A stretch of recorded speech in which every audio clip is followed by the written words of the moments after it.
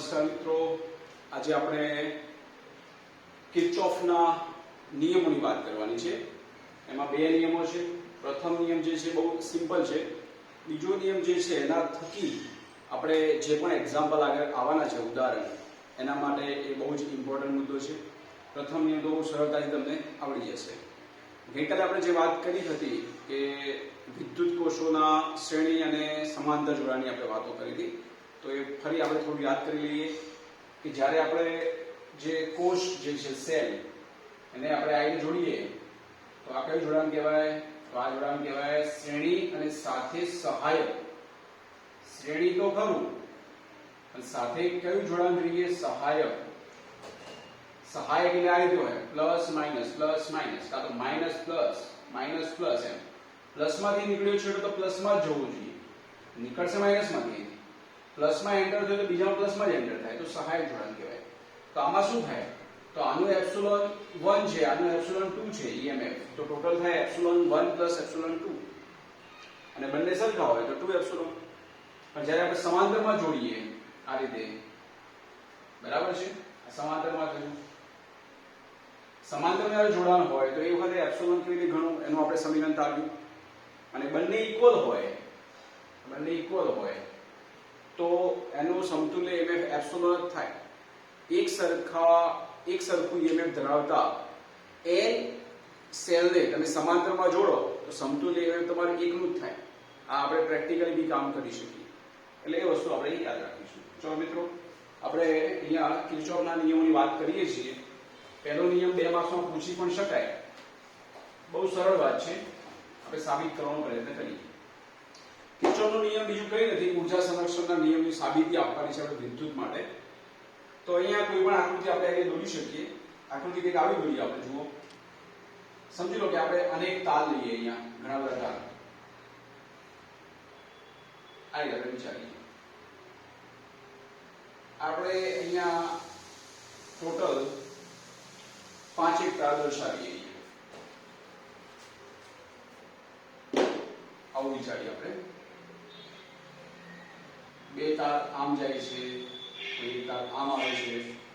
સમજી લો કે આ 2 તારમાંથી પ્રવાહ બહાર નીકળે છે, આમાં એન્ટર થાય છે, આમાં પણ એન્ટર થાય છે. કોઈ પણ આકૃતિ દોરી શકો, એવું જરૂર નથી. આપણે અનેક તાર અહીંયા જોડે. કેટલા તાર છે અહીંયા? ટોટલ 5 તાર. આને આપણે બોલીએ કે આ પ્રથમ તાર છે, આ બીજો તાર, આ ત્રીજો, આ ચોથો અને આ પાંચમો. પ્રથમ તારમાં જે પ્રવાહ આવે છે I1, બીજામાં જે આવે છે I2, ત્રીજામાં I3, ચોથામાં I4 અને પાંચમામાં I5. બરાબર છે? તો અહીંયા બધા તારો જે જગ્યાએ ભેગા થાય છે, જે બિંદુ અહીંયા આપણને પ્રાપ્ત થાય છે, એ જગ્યા જે છે એને આપણે બોલીશું જંકશન. શું બોલીશું? જંકશન. આપણે ટ્રેનમાં હોય ને, ટ્રેનો બધી ભેગી થતી હોય, એનું જંકશન કહેવાય. તો આ જંકશન બિંદુ છે, બરાબર છે? ત્યાં તમે જોશો જંકશન બિંદુ આગળ તો કયા પ્રવાહ એન્ટર થાય છે અને કયા પ્રવાહ બહાર નીકળે છે. તો I1, I2 અને I3 અંદર આવે છે, I4 અને I5 માંથી બહાર નીકળે છે. તો તમે એવું સમજી લો અહીંયા કે કોઈ અંદર જાય છે અને તમે ધન બોલો તો બહાર નીકળે અને ઋણ બોલો, કાં તો જે બહાર નીકળે છે અને તમે ધન બોલો તો અંદર એન્ટર થાય તમે ઋણ બોલો, કોઈ ફરક નહીં પડે. આ વસ્તુ વ્યવહારિક સમજીએ મિત્રો તો બહુ મજાની છે. સમજી લો કે આપણે આ જે તાર છે એ જગ્યાએ આપણે 5 પાઇપ વિચારો કે જેમાંથી પાણી જઈ રહ્યું છે. તો સમજી લો કે 3 જગ્યાએથી પાણી એન્ટર થયું, અહીંયાથી, અને એ 3 માંથી જે પાણી ભેગું થયું અને 2 પાઇપ વડે બહાર જવા દો છો, કયું? 4 અને 5 વડે. તો 4 અને 5 માંથી પાણી કેટલું બહાર નીકળશે? તો તમે પાણી ક્યાંથી ભેગું કર્યું? 1, 2 અને 3 માંથી.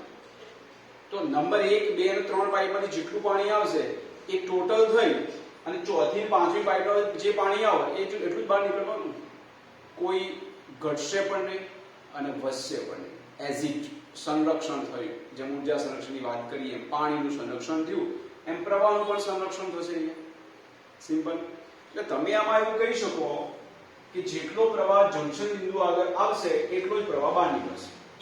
અથવા એમ કહી શકો કે જંકશન બિંદુ આગળ જે પ્રવાહ એન્ટર થાય છે એને તમે ધન બોલો તો આને તમે ધન વડે દર્શાવશો, અને જે બહાર નીકળે છે તમે એવું દર્શાવો, રાઈટ? તો જંક્શન બિંદુ આગળ આપણું જંક્શન બિંદુ જે છે O, જંક્શન બિંદુ આગળ આ બધા જ પ્રવાહોનો બૈજિક સરવાળો શૂન્ય થાય. શું શૂન્ય થાય? બૈજિક સરવાળો. બૈજિક સરવાળો શૂન્ય થાય એનો મતલબ એ જ થશે, વાત એ જ આવશે. હું તમને સિમ્પલ વાત કરી લઉં અહીંયા કે ટોટલ પ્રવાહ એન્ટર કેટલો થયો? તમે કહેશો I1 I2 I3 એન્ટર થયો. પેલી બાજુ કેટલો બહાર નીકળ્યો? તમે કહેશો I4 I5. આ ત્રણમાંથી જેટલો પ્રવાહ એન્ટર થયો એટલો જ અહીંથી બહાર નીકળવો જોઈએ. આનો આન્સર આવો થાય. સીધી વાત આ છે, પણ તમને ગોળ ગોળ ફેરવીને આ સમજાવશે. હવે તમને જે નિયમ કહે છે એવું કહે છે કે જંક્શન બિંદુ આગળ જે પણ પ્રવાહો આવે પ્રવાહોનો બૈજિક સરવાળો શૂન્ય લેવાનો. બૈજિક સરવાળો નિશાની સાથે લેવાનો. તો અહીંયા તમે કીધું કે પહેલામાંથી આવ્યો I1, બીજામાંથી આવ્યો I2, ત્રીજામાંથી આવ્યો I3, ચોથામાં કેટલો બહાર નીકળ્યો? તો બહાર નીકળ્યો એટલે માઈનસ બોલે આપણે, તો પ્લસ કૌંસમાં લખીશું -I4, નિશાની બદલવી પડે. પાંચમામાં તો પ્લસ -I5 બરાબર 0. આનો અર્થ શું થશે? આ થશે ને, આનો અર્થ આ જ વસ્તુ થવાની કે I1 I2 I3 બરાબર I4 I5. પણ નિયમ જે એપ્લાય કર્યો છે નિયમ આ પ્રમાણે બોલવાનો છે. આપણે શું બોલવાનું છે? આપણે જંક્શન બિંદુ પાસે, અહીંયા નિયમ આ રીતે છે કે જંક્શન બિંદુ કે જ્યાં બધા તાર ભેગા થતા હોય, જંક્શન બિંદુ પાસે ભેગા થતા પ્રવાહોનો બૈજિક સરવાળો શૂન્ય હોય છે. આ વસ્તુ આપણને ઊર્જા સંરક્ષણના નિયમ તરફ દોરી જાય છે. બરાબર છે? 2 માર્ક્સનો પ્રશ્ન પૂછાય તો એનું શાબ્દિક વર્ણન કરવાનું છે અને આ સિમ્પલ વસ્તુ સમજાવવાની છે.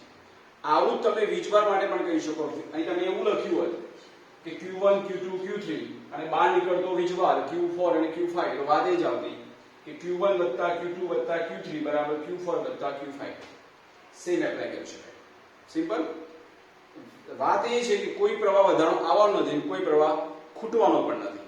હા, લોસ થતી વાત આવે તો આપણે એડ કરવી પડે, પણ આપણે અહીંયા આઈડિયલ વાત કરી છે, આદર્શ વાત કરી છે, એટલે આ પ્રમાણે આપણે નિયમ એનો આપીશું. એટલે પહેલા નિયમમાં એટલું બધું ખાસ કંઈ છે નહીં, પણ બીજો નિયમ બરાબર સમજવો પડશે, એટલે ગોખે નહીં મેળ પડે. બરાબર છે?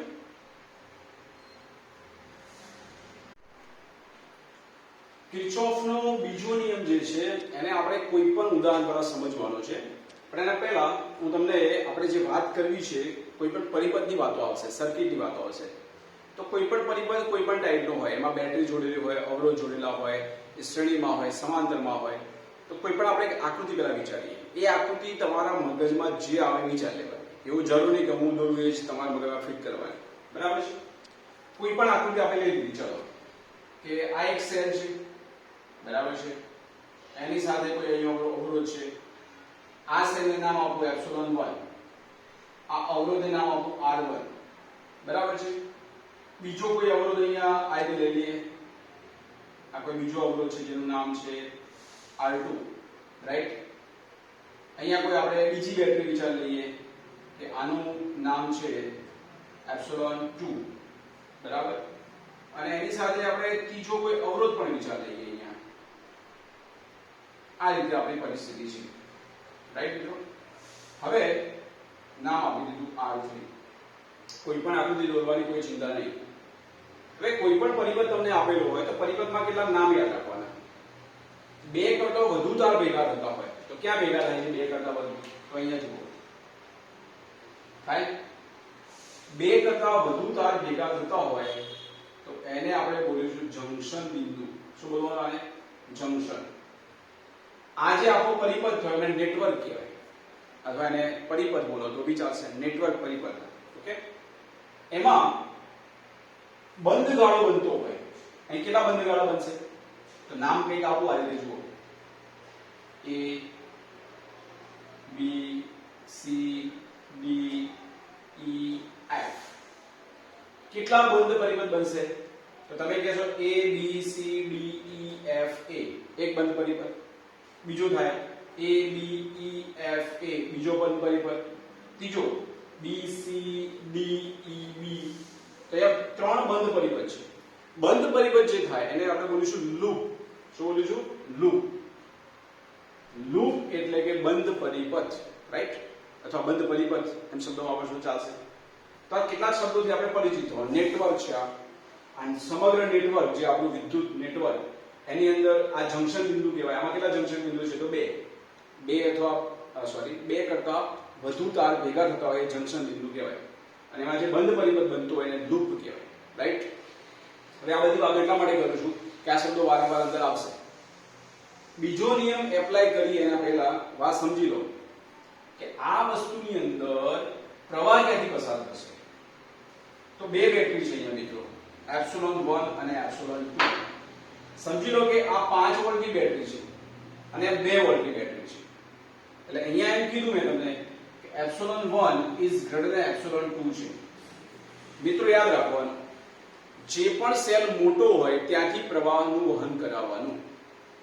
આ મોટો હોય તો અહીંથી પ્રવાહ વહન કરાવવાનું, આ મોટો હોય તો અહીંથી કરાવવાનું. હું એમ કહું છું કે ε1 સેલ મોટો છે એટલે એનું મૂલ્ય વધારે છે તો ત્યાંથી પ્રવાહ લેવાનો.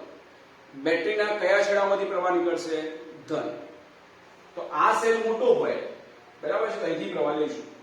આ મોટો હોય તો અહીંથી લેવાનું, અહીંથી આમ જાય અને અહીંયા પ્લસ આ બાજુ છે, પ્લસ માંથી પ્રવાહ અહીંયા નીકળશે. કેટલો પ્રવાહ નીકળ્યો? તો આપણે બોલીશું I. બરાબર છે? ચલો, પ્રવાહ I નીકળ્યો, અહીંયા આવ્યો. જ્યાં જંક્શન આવતું હોય એટલે આ બે વસ્તુ સમાંતરમાંથી, જંક્શન આગળ પ્રવાહનું વિભાજન થાય. શું થાય? પ્રવાહનું વિભાજન. તો પ્રવાહનું વિભાજન થશે અહીંયા. તો નામ તમારે જે આપવા હોય, આ R2 છે તો અહીંયા બોલો I2, બરાબર? કાં તો I1, નામ જે આપો હોય કોઈ ફરક પડતો નથી અહીંયા, બરાબર છે? અહીં I હતો તો અહીંયા I2 આપ્યું અને અહીંયા આપી દો આ I1 હતું. ચલો કેવું નામ આપ્યા એને, બરાબર છે? અહીં R1 છે એટલે I1 પ્રવાહ આવ્યો, આ બાજુ ગયો એને I2 બોલો અને આ બાજુ જોયા એને I3 બોલો. ચાલશે? એકદમ સિમ્પલ કરી નાખ્યો આપણે. તો I1 પ્રવાહ આવ્યો, એમાંથી બે ભાગ પડી ગયા, I2 અને I3. I2 વત્તા I3 કેટલા થાય? તો I2 અને I3 શામાંથી ભાગ પડ્યા? તો તમે કહેશો I1 માંથી. આવું કહી શકાય? પહેલી વાત એ કે બેટરીના પ્લસમાંથી પ્રવાહ એન્ટર નીકળશે. કઈ બેટરીમાંથી પ્રવાહ લેવાનો? તો જે મોટી હોય, 5 બેટરીઓ હોય, ચલો તેમાં મોટી બેટરીમાંથી પ્રવાહ આપણે કાઢીશું પ્લસમાંથી. તો અહીં પ્રવાહ લીધો I1, તો અહીં જંક્શન આવ્યું, જંક્શન આગળ બે ફોટા પડ્યા, તો એક I2 અને એક I3. I2 અને I3 નો સરવાળો એટલે I1 થવો જોઈએ. એ બંને પાછા અહીંયા ભેગા થશે. જુઓ, ભેગા થયા ને એટલે ફરી પાછો ટોટલ પ્રવાહ કેટલો? તો I1 અને I3. જેટલો પ્રવાહ એન્ટર થયો એટલો જ બહાર છેલ્લે પાછો એટલો જ આપણને મળવો જોઈએ. આ થયું પરિપથની વાત. સમજ પડી ગઈ મિત્રો? કઈ મોટી વસ્તુ નથી. મોટી બેટરીમાંથી પ્રવાહ લેવાનો, જંક્શન આવતું હોય તો પ્રવાહનું વિભાજન કરવાનું. નામ નિર્દેશ તમારા પર ડિપેન્ડ છે તમારે કેવા આપવાય. દરેક એક્ઝામ્પલમાં આપણે બદલી શકીએ, જવાબમાં કોઈ ફરક ના પડે. હવે મિત્રો કિર્ચોફનો બીજો નિયમ વાપરવો છે તો બીજો નિયમ કેવી રીતે વાપરવાનો હું તમને પહેલા સમજાવી દઉં. કિર્ચોફનો બીજો નિયમ વાપરવો છે તો તમારે બે એની દિશાઓ આમાંથી એક દિશા આપણે પસંદ કરવાની. દિશા એટલે શું? તો તમે આ રીતે પકડો કાં તો આમ પકડો, એટલે આખી લૂપ પકડવાની. કેટલી લૂપો છે? આમાં 3, બરાબર છે? તમે દિશા નક્કી કરો કે સમઘડી લેવી છે કે વિષમઘડી. કોઈ પણ દિશામાં જઈ શકે. ચલો હું અહીંયા વિષમઘડીમાં લઉં છું. કઈ દિશા લઉં છું? વિષમઘડી. તો આખા એક્ઝામ્પલમાં વિષમઘડી જવાનું, સમઘડી આવે તો સમઘડી લેવાનું. ચલો પહેલી એક લૂપ આ છે. ચલો એક લૂપ આ કઈ? A B E F A. બીજી લૂપ આ લઈશું આપણે અને ત્રીજી લૂપ આખી લઈશું. એ ત્રણે ત્રણ લૂપ પર કિર્ચોફનો બીજો નિયમ એપ્લાય કરવો હોય તો કેવી રીતે કરી શકાય હું તમને સમજાવવા માંગુ છું. ચલો લૂપ કઈ લૂપ? A B સીધા પહોંચી જાઓ E F A માટે કિર્ચોફનો બીજો નિયમ લેતો. હવે કેવી રીતે લેવાનું તમને સમજાવી દઉં. તમારે બે વસ્તુ યાદ રાખવાની છે.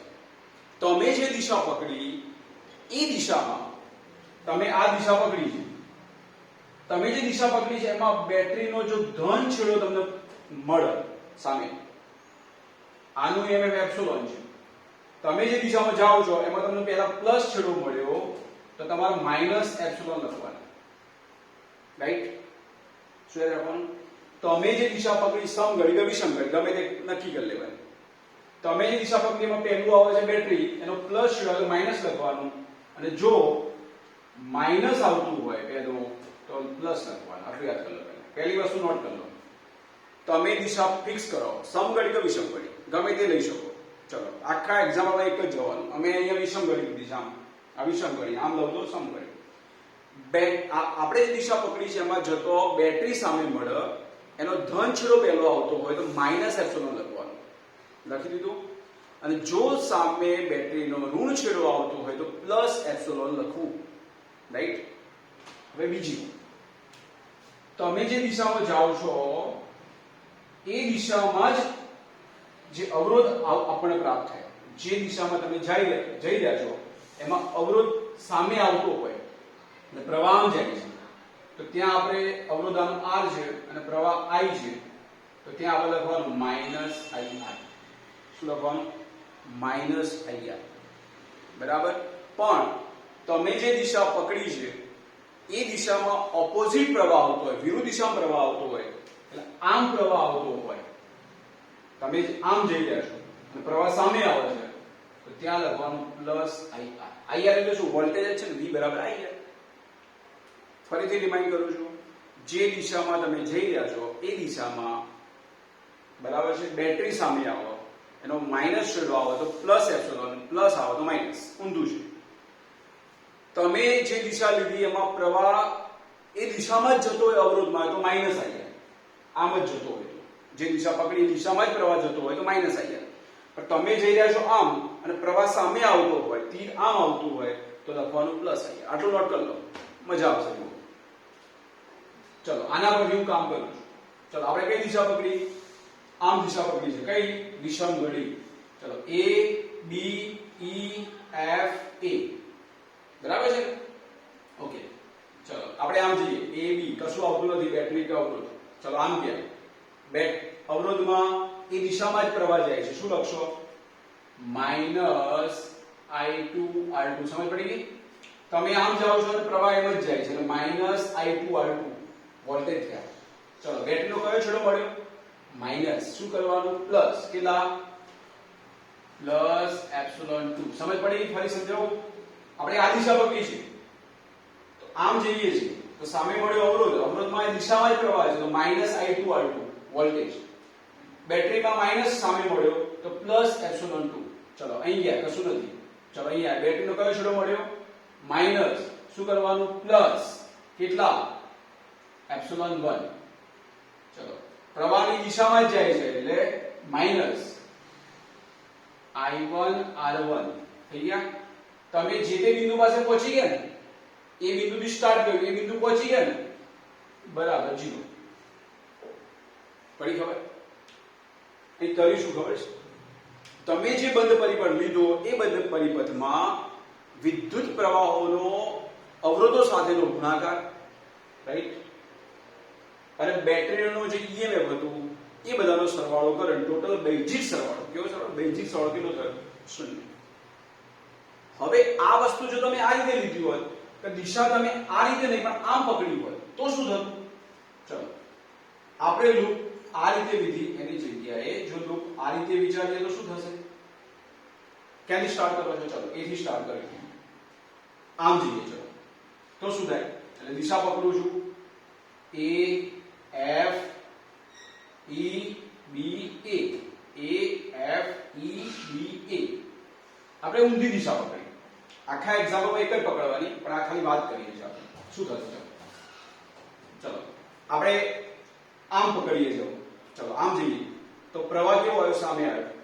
મેં તમને શું કીધું? પ્રવાહ સામે આવે તો શું કરવાનું? અવરોધમાં પ્લસ. શું લખશો? તમે લખશો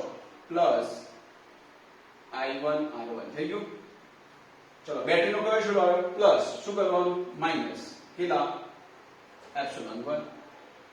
ઓકે. ચલો આમાં બેટરીનો કયો છેડો આવ્યો પ્લસ શું કરવાનું માઈનસ એપ્સિલોન 2 ચલો આપણે આમ જઈએ છીએ દિશામાં પકડી છે પ્રવાહ સામે આવે છે શું કરવાનું પ્લસ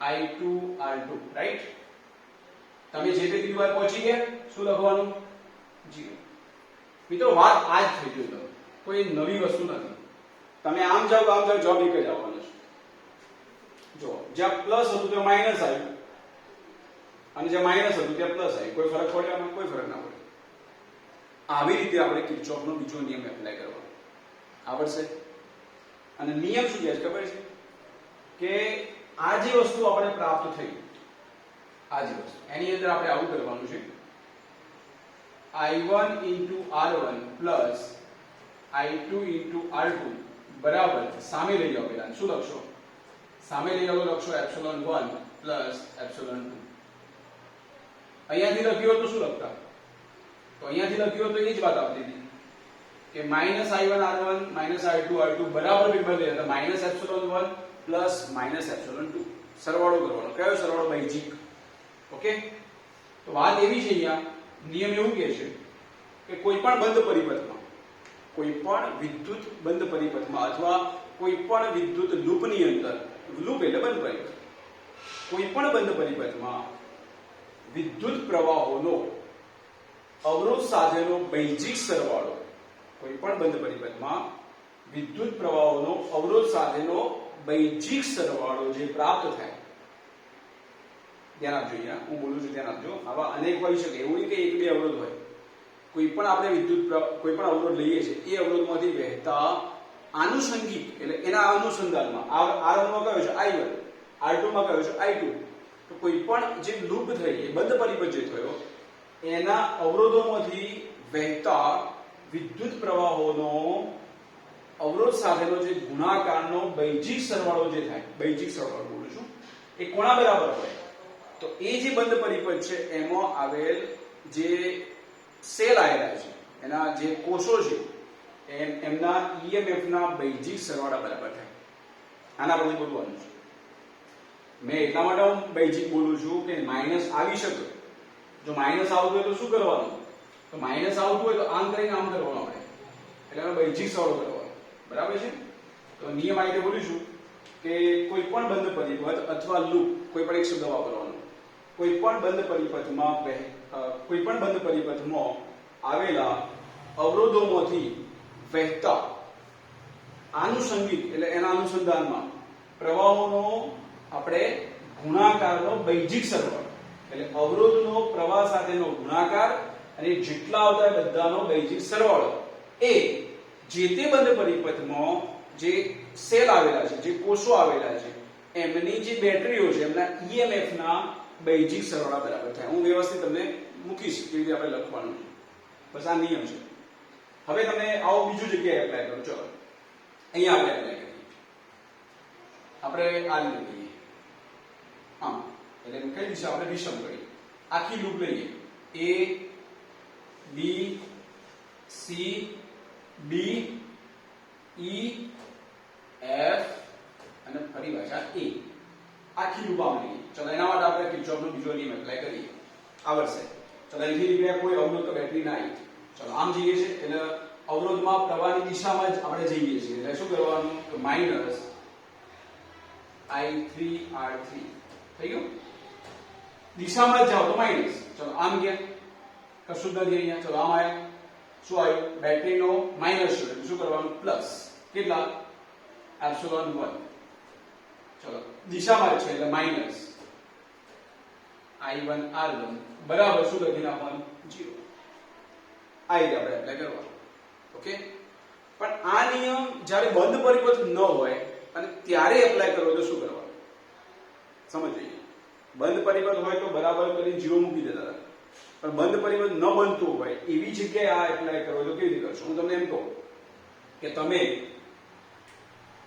A F E બિંદુ પર કિર્ચોફનો બીજો નિયમ એપ્લાય કરો ક્યાંથી ગયા A F E લૂપ બને છે ના લૂપ એટલે શું તો તમે જે જ્યાંથી સ્ટાર્ટ કરી ત્યાં જે પૂરું થવું જોઈએ તો નથી થતું અહીંયા તો શું કરવાનું ધ્યાન આપજો જો લૂપ નથી બનતી તો તમે જ્યાંથી સ્ટાર્ટ કરો ત્યાં વોલ્ટેજ અને જ્યાં પૂરું કરો ત્યાં વોલ્ટેજ લખી દેવાના. કેવી રીતે જુઓ, લૂપ નથી બનતી. હે એ થી સ્ટાર્ટ કર્યું, શું લખશો? તો v ઓફ a. ચલો આમ જઈએ છીએ આપણે, એટલે વિરુદ્ધમાં, એટલે શું કરવાનું? Plus, right? Plus i1 r1. ચલો આમ જઈએ છીએ, બેટરીનો કયો છેડો મળ્યો? પ્લસ, એટલે શું લખવાનું? માઇનસ. ચલો આમ આયા, કશું નથી, અહીંયા પૂરું થઈ ગયું. કયા બિંદુ પાસે આવવાનું? તો ઈ બિંદુ પાસે. ત્યાં વોલ્ટેજ કેટલા? v. આ બરાબર સમજો. જો લૂપ નથી બનતી તો જ્યાંથી સ્ટાર્ટ કર્યું ત્યાં વોલ્ટેજ અને જ્યાં પૂરું થાય ત્યાં વોલ્ટેજ લખી દેવાના. એટલે લખ્યું અહીંયા va માઈનસ, કારણ કે પ્રવાહ સામે આવે છે. Minus i1 sorry plus sorry પ્રવાહ સામે આવે એટલે આપણે શું કરવાનું? વિરુદ્ધમાં એટલે પ્લસ i1 r1. બેટરીનો કયો છેડો મળ્યો? પ્લસ, એટલે માઈનસ એપ્સિલોન 1. અહીંયા પૂરું કર્યું બરાબર v ઓફ e. શું યાદ રાખશો? અહીંયા કોઈ પણ નેટવર્ક આપેલું હોય એમાં પેલા પ્રવાહ ક્યાંથી લેવાનો? મોટી બેટરીમાંથી પ્રવાહ લેવાનો. જ્યાં જંક્શન આવતું હોય ત્યાં વિભાજન કરવાનું, પણ જંક્શન આગળ અવરોધ આવવો જોઈએ પાછો બીજી બાજુ, તો શક્ય બનશે. ઓકે, પછી તમે કોઈ પણ એક દિશા નક્કી કરો. આપણે બધી લીધી, સમઘડી લીધી, વિષમઘડી લીધી, બધી એવું નહીં કરવાનું. આખા એક્ઝામ્પલમાં એક જ દિશા પકડવાની. સમઘડી તો સમઘડીમાં જ જવાનું અને વિષમઘડી તો વિષમઘડી જ જવાનું. શું કરવાનું? જે દિશા આપણે પકડી છે એમાં બેટરી સામે મળે, પ્લસ આવ્યું તો માઇનસ એપ્સિલોન અને માઇનસ આવ્યું તો પ્લસ એપ્સિલોન. ક્લિયર? સામે મળ્યો અવરોધ, પ્રવાહ એની દિશામાં જ જાય છે, આપણે જે જઈએ છીએ મુજબ, તો માઇનસ અહીંયા. અને આપણે આમ જઈએ છીએ, પ્રવાહ સામે આવે છે તો પ્લસ અહીંયા. પૂરું. લૂપ બનતી હોય તો ઇઝ ઇક્વલ ટુ છેલ્લે 0. લૂપ ન બનતી હોય તો જ્યાંથી સ્ટાર્ટ કર્યું ત્યાં વોલ્ટેજ કેટલા? va ઇઝ ઇક્વલ ટુ છેલ્લે જ્યાં પૂરું કરો ત્યાં v ઓફ t. આવડ્યું એટલે બધા એક્ઝામ્પલ આગળના આવડે એમ સમજી જવા. અને મોસ્ટ IMP એક્ઝામ્પલ આના 4 માર્ક્સની અંદર. ઓકે,